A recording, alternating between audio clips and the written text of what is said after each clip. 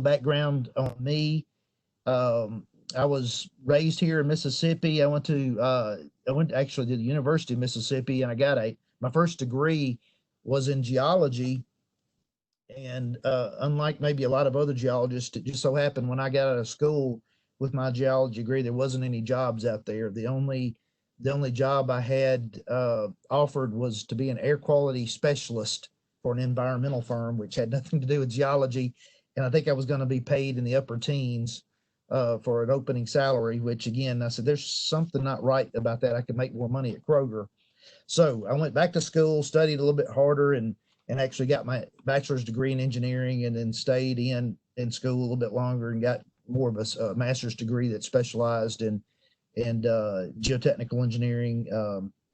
And then my first job was in Kansas City for a large A&E firm called Burns and McDonnell. I worked there in their geotechnical department for 4 years in Kansas City. Got homesick and moved back to Mississippi, and started working for Burns Cooley Dennis in the Ridgeland, Mississippi area, and been there ever since. I'm one of the managing principals at the firm right now, and so my work history has been since the early '90s. So that's 3 decades, and the age is starting to wear on me. You can tell.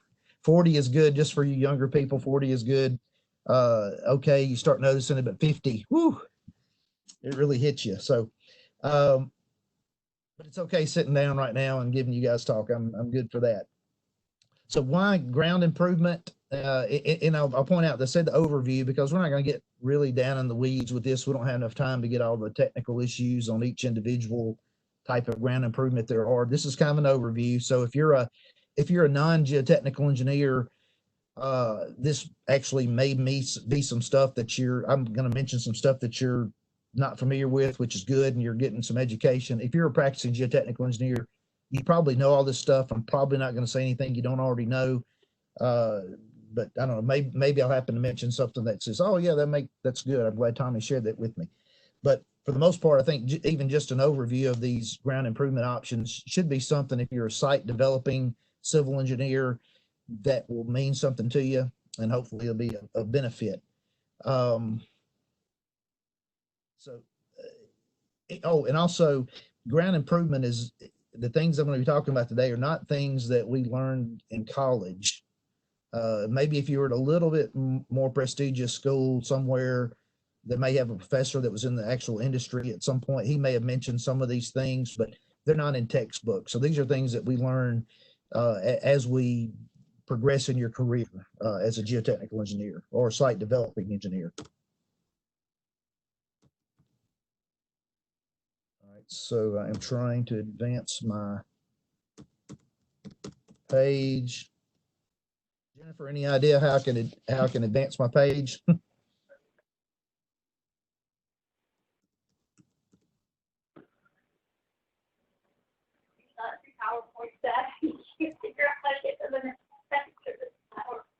Yeah, it's kind of stuck.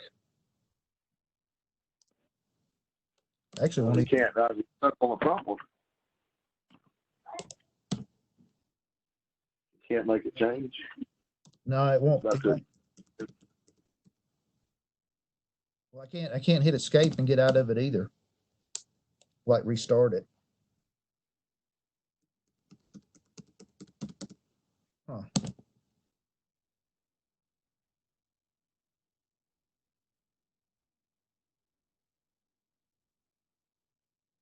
Yeah, modern technology.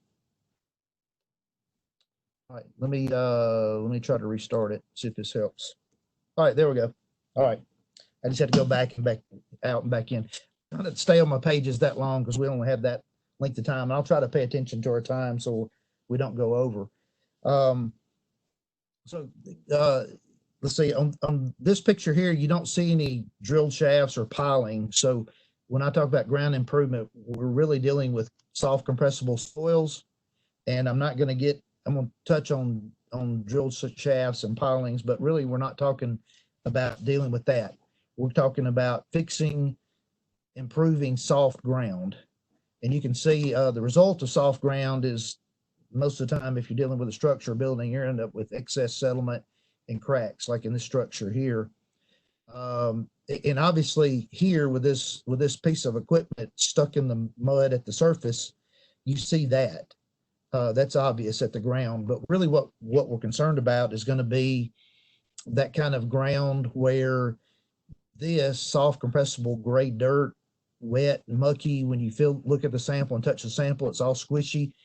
That's not what's at the surface. Unfortunately, developers or somebody in the past has covered over soft ground with a good strong field dirt so that the top is nice, pretty green grass growing, and an unknown owner will buy the property and get his architects and engineers to design his building and his site work ready to go, right? It's a pad ready building area. However, if you're to do a borings, and that's what you pay geotechnical engineers to do, we'll drill down, and inevitably before a few feet down, we'll end up finding this soft ground that's a problem. And that's for the most part, that's kind of what I'm talking about.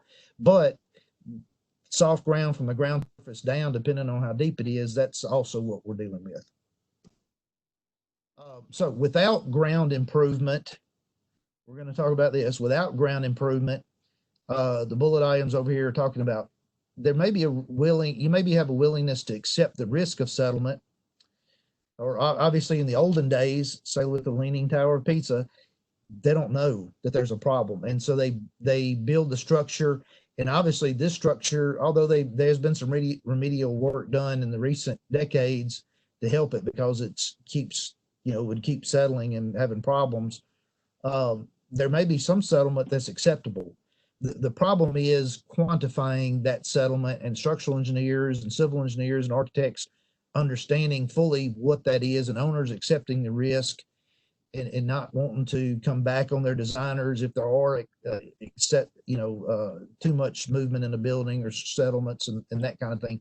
So generally for a designer, we're going to err on the side of conservatism, and it may cost a little bit more money, but we're trying to produce a less risk to the owner and to the designers that we're going to have problems. Now, obviously, I said earlier about drilled shafts and pilings. To me, that's not ground improvement. We're going past the soft ground, and we're burying the piles or shafts or whatever your deep foundation elements is to something stronger down below. So we're kind of bypassing the soft ground. We're not improving the soft ground. A mat system or raft system, kind of what's down here in the picture in the bottom left corner, sometimes that's an acceptable process to treat or deal with soft ground. But again, we're not improving the ground. We're just assuming and hoping that maybe there's a soft spot somewhere in here, but between us and the structural and the architect and the owner, we're talking about risk and all that, and we figure out that maybe the raft foundation or the big large mat foundation can handle the softer ground underneath at some place, so that maybe it moves a little bit, but it's not too much, and it holds the building together. We don't have problems, so you don't have to pay for the ground improvement, but you do have to have a large mat system. And then also when I talk about ground improvement, we're talking about deep stuff. We're not talking about chemical treatment like lime right at the surface, right? So if you only got a foot or two of soft ground, maybe some surface treatment is fine. And also we're not talking about geogrid layering. I've had non-engineering owners or managers talk to me before, well, can I just put a geogrid down on the ground and handle that soft ground? And it's got a purpose, but it is not going to help you with your building. That's why I include this picture down here. Maybe a geogrid, a layered geogrid system is something that's going to help for pavement structure. But if we put a building up here at the top of this and we've got really soft ground down here, it's not going to totally take care of our situation. So again, the geogrid layering is probably more of a surface type of a treatment. All right, and we talked about drilled shafts and piling is not a ground improvement option. They're widely understood and known, but there's times when they're going to be more expensive than the ground improvement option. And I'm not saying that, obviously some structures in some situations will require the piling or drilled shafts. Maybe it's a very, very tall building and it doesn't make sense, being a very, very heavy load, so it doesn't make sense not to put it on piles and drilled shafts. Kind of the issue may become sometimes that there's a slab on grade, the bottom slab on grade, and that's something we have to think about, is maybe the structure itself stays up, but the bottom floor slab settles in excess because it's not supported on piling.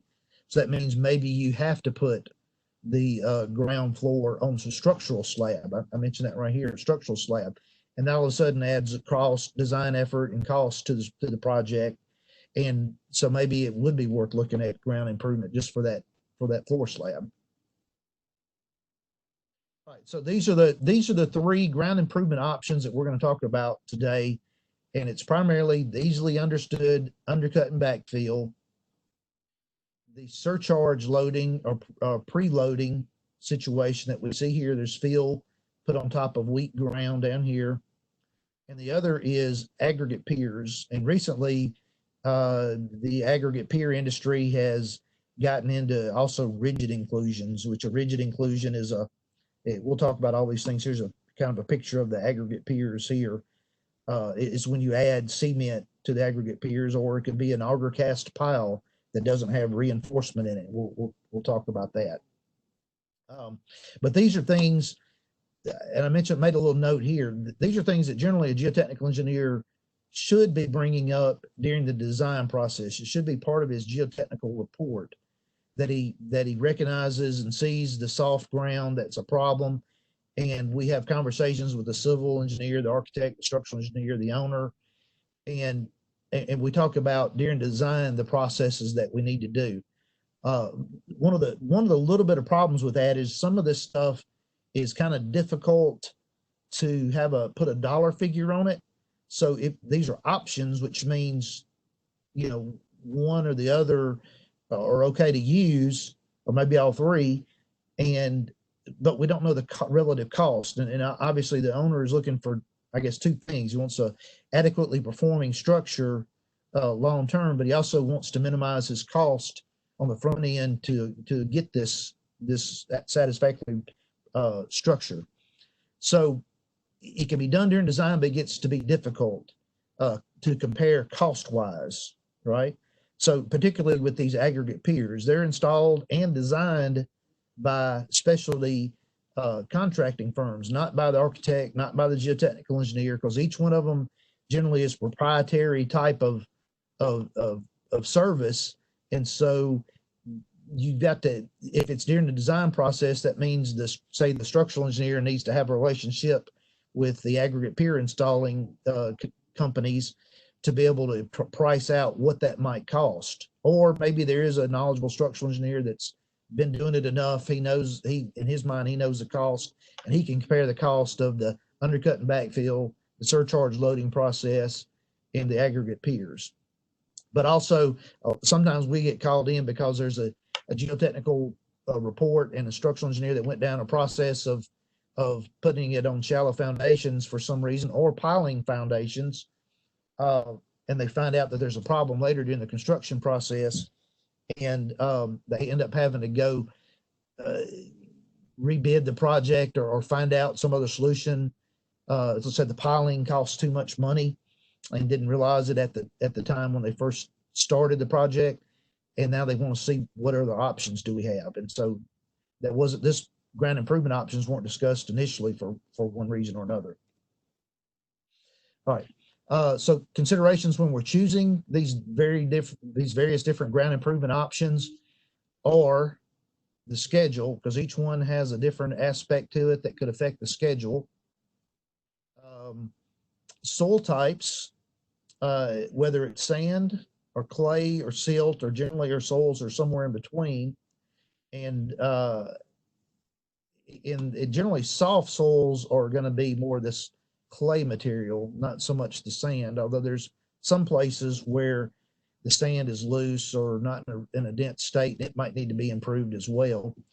Groundwater can be a big issue on determining which treatment method. If it's undercut and backfill, but you've got shallow groundwater, you can think, but your undercut and backfill needed to be 10 feet deep, and your groundwater is 5 feet deep. Well, that's going to make that ground improvement option not very good cost-wise and effort. So that may mean that the aggregate piers could be used, but also sometimes they drill holes in the ground, so the groundwater could be difficult with aggregate piers. So maybe the surcharge loading is the ideal option. Economics. So you've got to have somebody that's familiar with the process enough. Maybe even have to have a contractor, a site work contractor involved with the team to price out these different options for the architect and the owner and the civil to get some real numbers to it to be able to be able to tell what these are.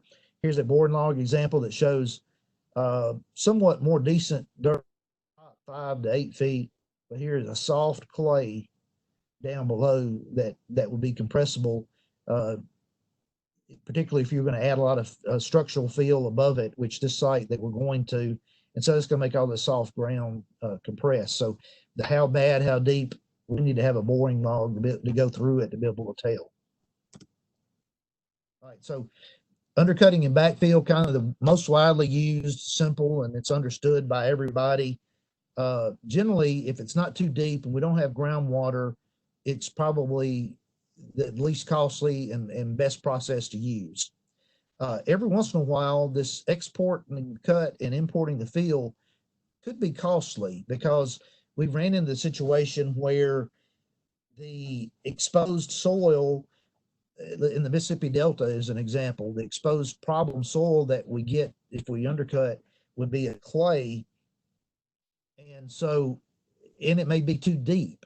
We may have to dig. They may be digging down 20 feet, so that could be costly to dig that deep. But even if you were, there's not any readily available, real close by good quality borrow dirt in the Delta, Mississippi Delta, except generally for sand.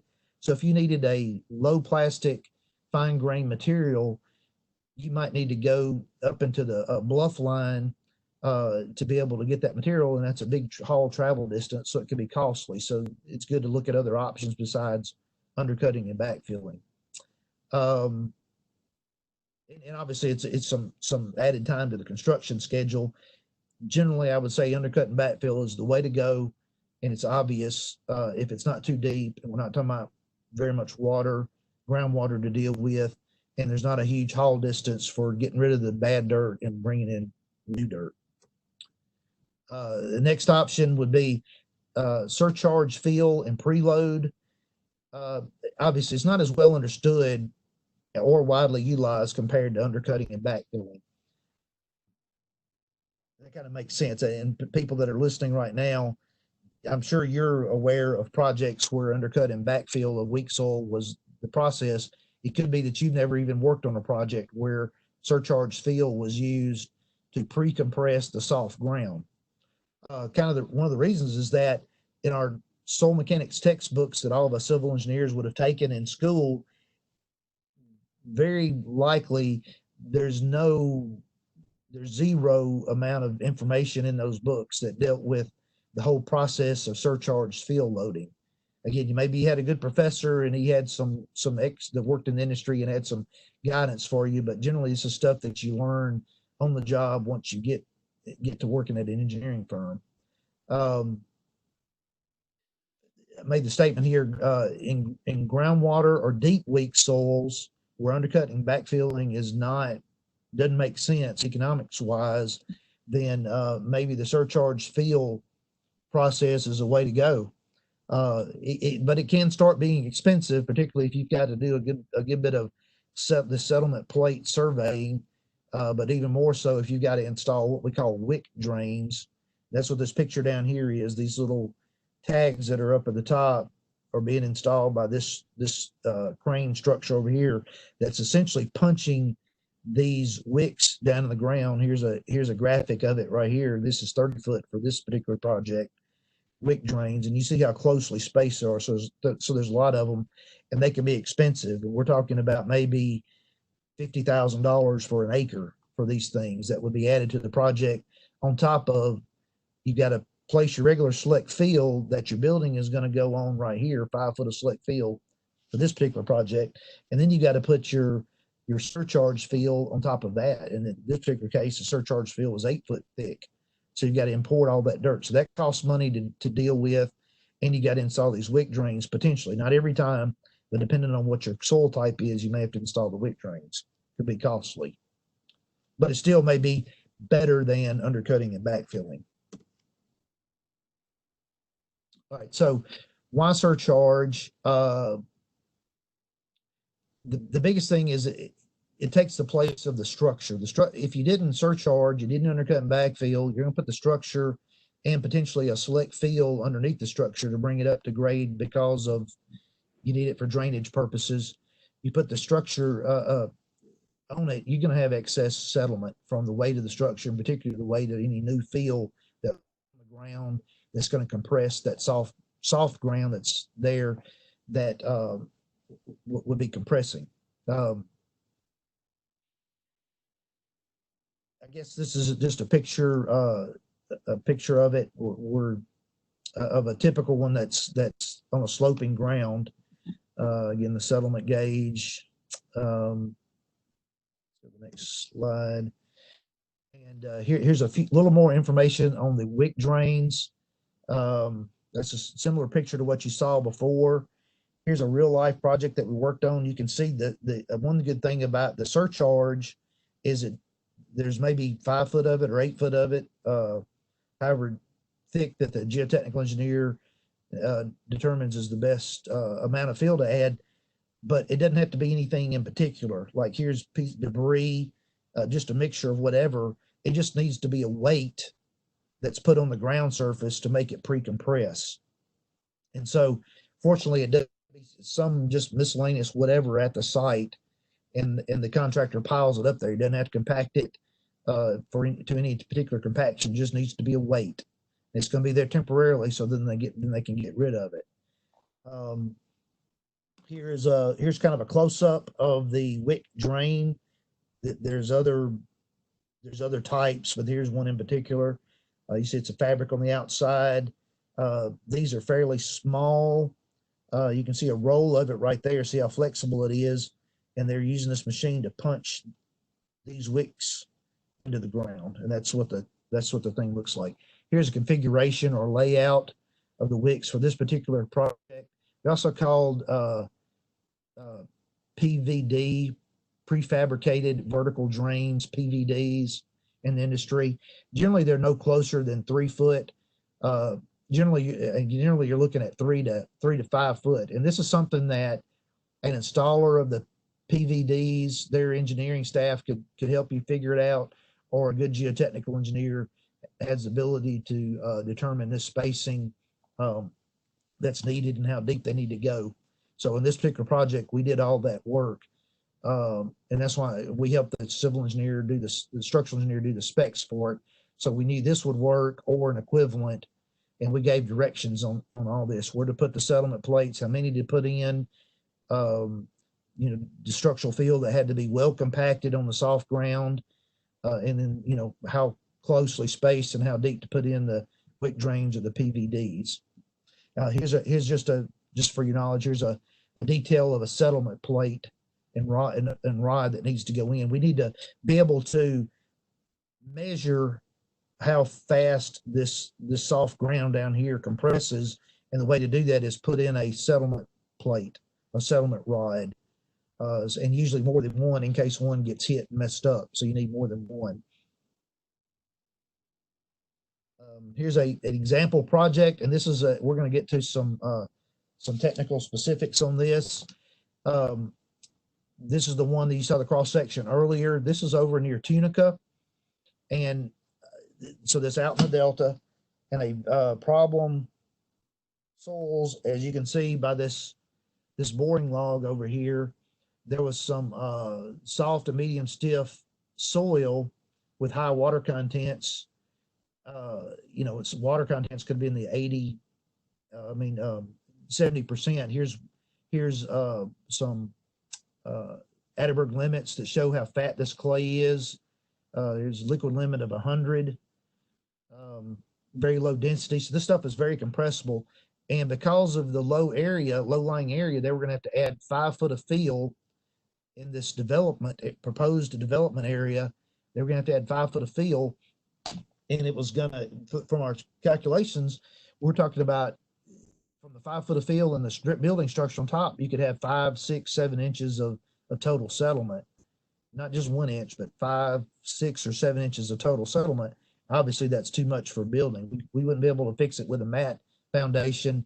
You could have put it on piling, but there would have been down drag on the pilings. So the pilings would have been extra long. The floor slab would have had to been a structural floor slab to span across the ground surface that would be settling, because this fill would make it settle. So we had to look at other options, ground improvement options. You couldn't undercut and backfill, because we'd be talking about digging out 20 foot and bringing back in good dirt. You can't do that. That's not reasonable. So it left us with two options: aggregate piers or surcharge loading. And the civil engineer at the time just worked with us, decided that they wanted to try the surcharge loading. And we called this test pad because Tunica wanted to show to potential clients that this process, the surcharge process, would work. And the reason we got two test pads is they had enough money at the time to put into it. These are 1 acre test pads, each one of these. And one of the test pads, we put in wick drains, which cost a lot of money. Like I said, maybe $50,000 or more for the test pad. One, test pad two had no wick drains at all. And we actually advised against this, but we thought you really had to have the wick drains to make it work, because of these fat, expansive clays that are very low permeability, so it's hard to expel this water out of them. But they wanted to try it anyway, and so we built two test pads. We're fixing to see the results of that. So the idea of why we have to consider wick drains, and their wick drains are not for every project. We don't have to put them in every project, but if you put a wick drain in the ground, and this dark brown is the fat clays, the only way to compress the fat clays is to expel the water that's in the fat clays. The fat clays, where the water is there, is soft clays, very compressible, but you have to get rid of the water that's in the fat clays as you compress it for it to settle.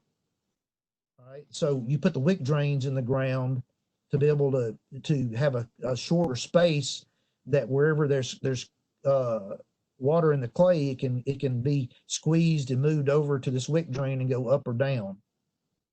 It's going to go up if there's no bottom to your wick drains, but if your wick drains are tagged into some sand below, then the water particle that gets squeezed out of clay here can go up or down. If it goes up, then it hits a drainage zone layer up here and gets pushed out of the construction area. So here's a nice graph and plot that engineers would like to see. Actually, some numbers. These are the pad 1 and pad 2.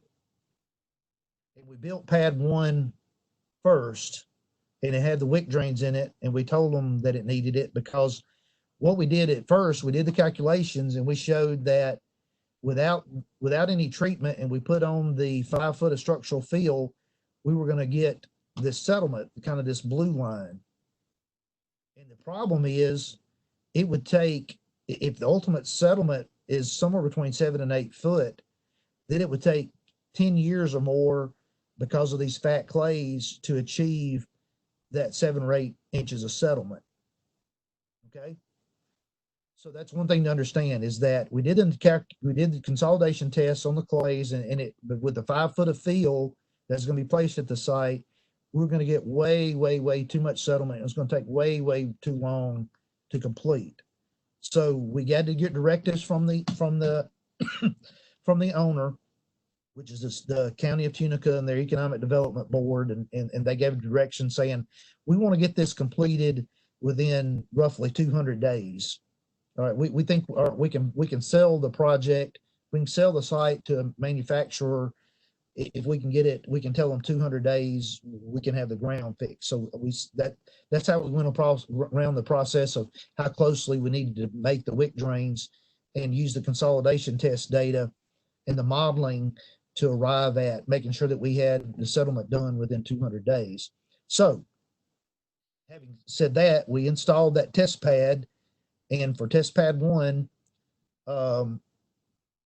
with the wick drains, we actually calculated the green line here, and very good. This is Eddie Templeton at our office is very good at this kind of stuff, and we actually measured with the settlement plates the compression with the wick drains in place, compression of the test pad, and it followed our model.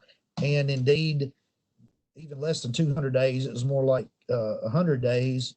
We were essentially done with the settlement, and the line starts flattening out, so there was no more settlement to be had. So that showed a very successful use of the wick drains and the surcharge loading process to fix us and the owner against a problem of having 7 inches of settlement for the building itself. Again, the civil engineer wanted to check it without, and had the money there in the process, so we did it. We were happy to do it.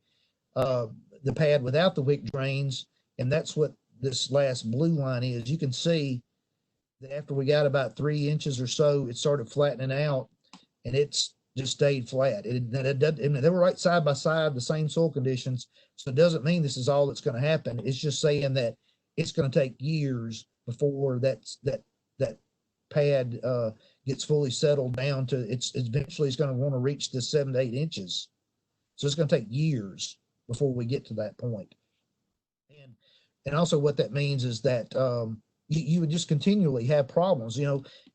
Here's 3 inches. If that was to happen real quickly, and I'll explain why that did happen real quickly. If that happens real quickly, then they could potentially build the building, but then over the next years, you're going to have increased settlement. And that's probably, a civil engineer or an architect maybe get called by an owner to their building and say, I've got these problems that we didn't have at construction. Now there's settlement. It's 2 years later or something. Well, it could be that you've got these fat clays that are compressing underneath your structure, and it's just taking them a long time to get there, right? The reason this happens real fast, so see, we had the same settlement pad with or without the wick drains. You get 3 of the inches of settlement done quickly within a few days. The reason for that is that this is being affected by the upper feet of that, the upper feet up here is drier, and it doesn't take it nearly as long to compress, because what takes so long for the clays to compress is the saturated clays, very low permeability, takes a long time for the water to be expelled. But the upper clays in the Delta and other places too are drier. They're generally in a drier state. And so they compress very quickly since there's not that much water in there to be expelled, and the structure of the clay just compresses. So that's why they both mirror each other in the top 3 inches of settlement. All right. So there's lots of difficulties, and I'll try to move us along here. A lot of difficulties with surcharge analysis. A lot of it is because we don't always know that we're going to have this bad problem when we propose projects, unless we've got good experience in the area like the Mississippi Delta. I'm going to know, so I'm going to include additional engineering time and consolidation tests, which are expensive in my budgets. And I'm going to tell the owner this is why. And if they don't like it, they don't want to spend the money on the front end, I have to warn them ahead of time about the risk we're taking and not having adequate information.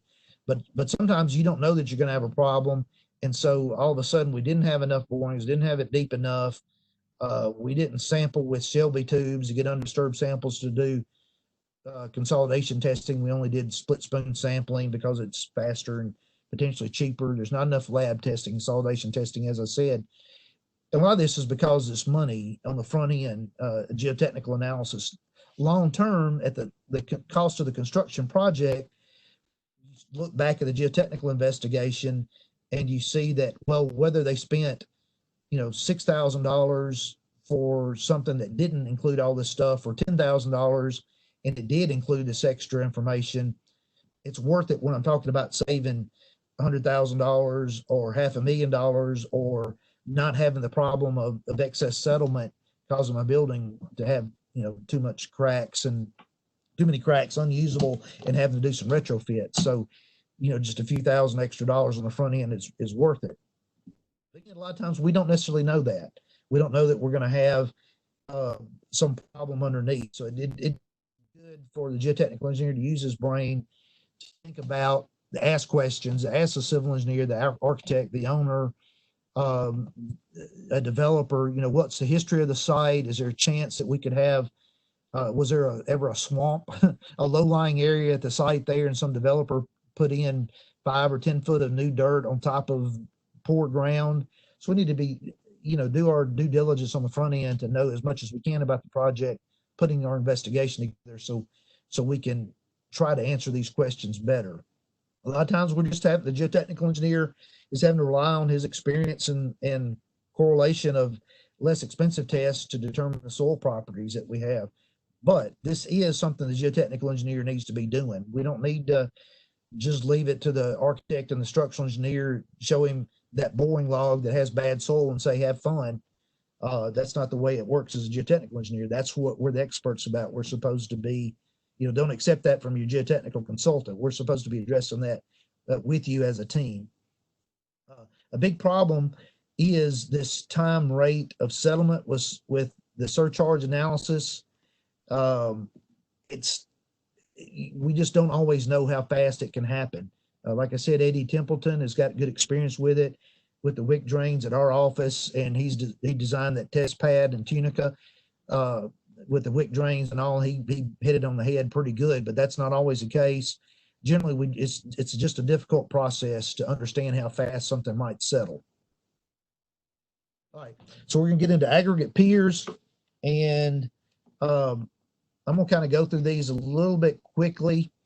Right now, there's proprietary. So if I've got any people that are got buddies that are in the aggregate pier industry, or any people that are representatives of the aggregate pier installing industry, I apologize if I'm not. I'll try not to step on toes or anything, but there's several folks out there. I'm not gonna tell you the ones that you need to use or not use. There's plenty of them in the industry that are good. There's different processes of installing aggregate piers. Like I said, some of them are actually rigid inclusions. I think that's what this is installing here that may be needed or might work. This is called vibratory stone columns. That's a different process than these are called round aggregate piers that get put in layers. And then they all change. There's some of them, they would have been patented at some point, but then the patents run out. So now more people can do it. And you just have to use your experience and judgment and check on their historical work, get example projects. If you're your decision maker in this on advising the owner who to hire. And again, the geotechnical engineer can help you with these things. But if you're not that familiar with them, they've been around for many years, and we've got multiple projects in the Mississippi area where aggregate piers have been installed like these. Instead of undercutting and backfilling, instead of deep foundations, they can save money compared to a drilled shaft, a large drilled shaft foundation. A big thing though here, notice specialty contractor design, and that's a positive thing in that they, from a professional liability standpoint, they have to stand behind what they design. So usually it's kind of a team process. There's an engineer that designs them, and there's contractors on the same team that install them.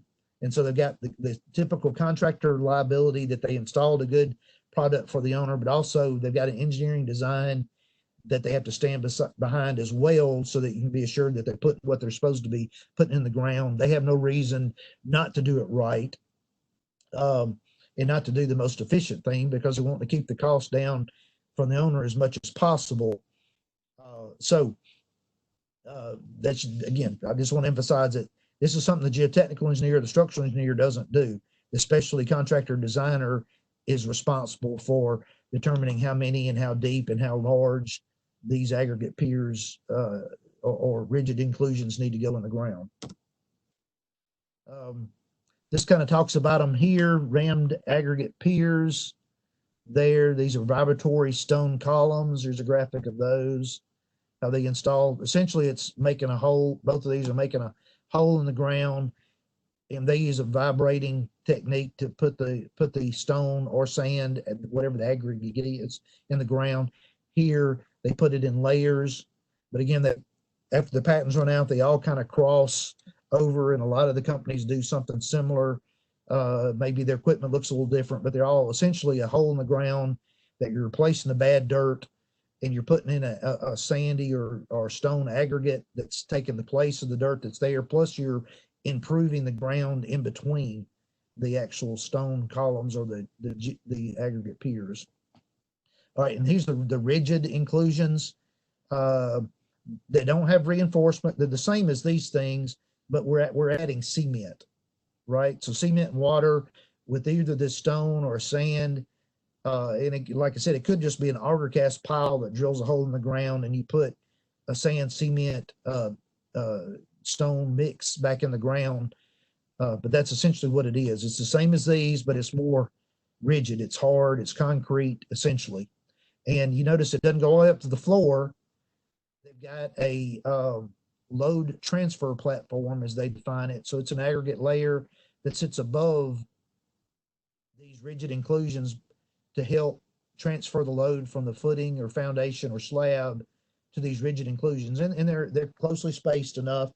And they're designed by a professional specialty designer with a PE seal that says this is what we're gonna do to get your building to settle.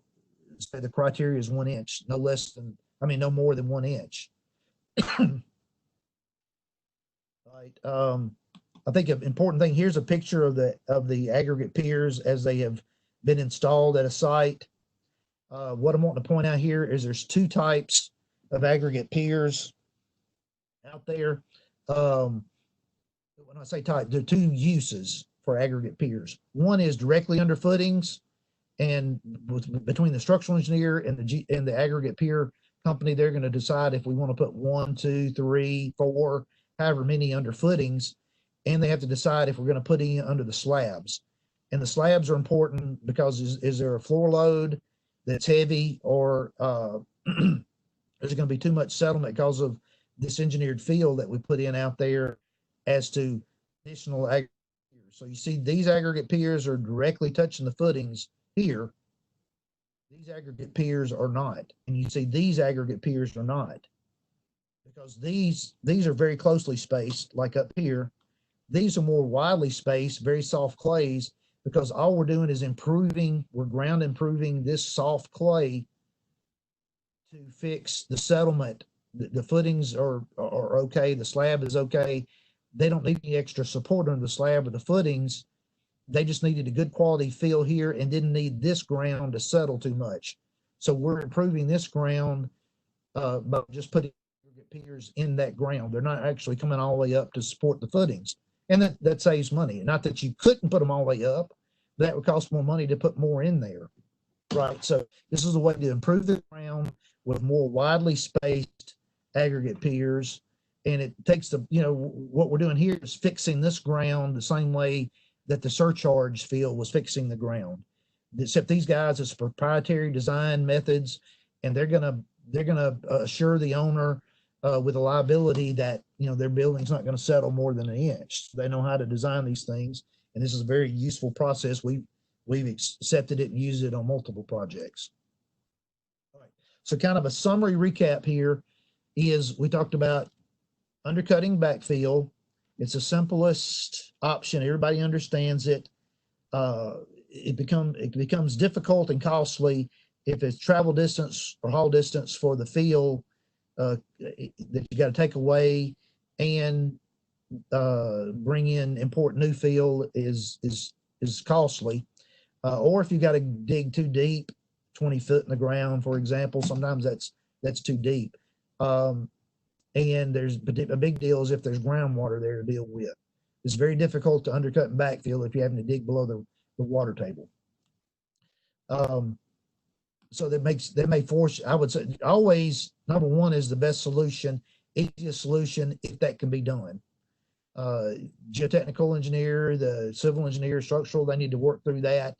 It may be something a civil engineer knows right off the bat. He can advise you, you're not going to need to do that.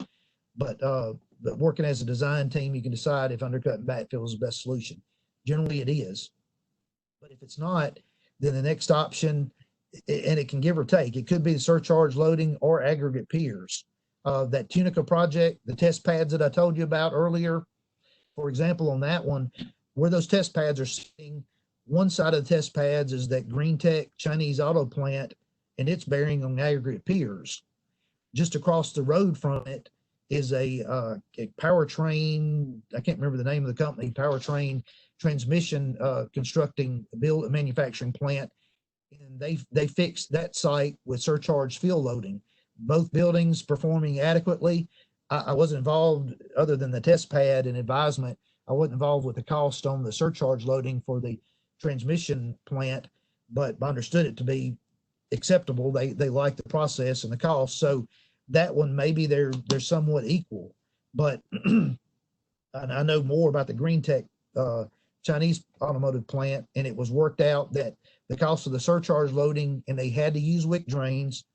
With adding the wick drains, ended up being similar, if not less cost than aggregate piers, and it was the aggregate piers were going to be put in faster than the time of the settlement for the surcharge loading. So it was decided to go with aggregate piers on that job. So sometimes either or, particularly there's a lot of projects that we work on that it didn't need the wick drains because there wasn't fat clays. It was less plastic clays or clay silts, and they compressed very quickly. So you didn't need the wick drains to make it compress. So you didn't have that cost. And the surcharge loading was just a matter of piling up this extra dirt and have the settlement plates there to monitor it and show you how once the settlement curve is flattened out, that was the way to go. Piling up this dirt, pre-compress the ground for the building, get rid of the dirt, build the building, and they didn't have to pay the cost of the aggregate piers. But these are definitely good options to consider. So I guess with that, looks like I made my time essentially there. Is there any, I didn't see any questions, but I don't know that I missed anything. Does anybody have any questions? You have to unmute or give me a chat if you do.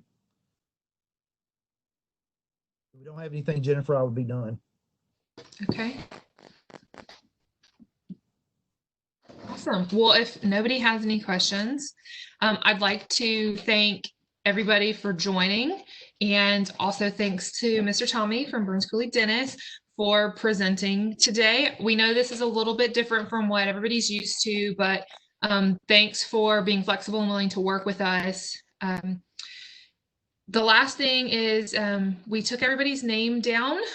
So you should be getting a PDH from Hannah or the Jackson branch. If you don't, please email them to get your PDH. And finally, if there's a topic that anybody's interested in either learning about or presenting on, please let us know. We're very happy to hear recommendations. And y'all, I see people are chatting and telling me thank you. You're quite welcome. It was my pleasure to provide this today. Thanks, guys. Have a good one. Thank you, Jennifer, for stepping in for Hannah. Of course. Hannah was very sorry. That's okay. Thank you, guys.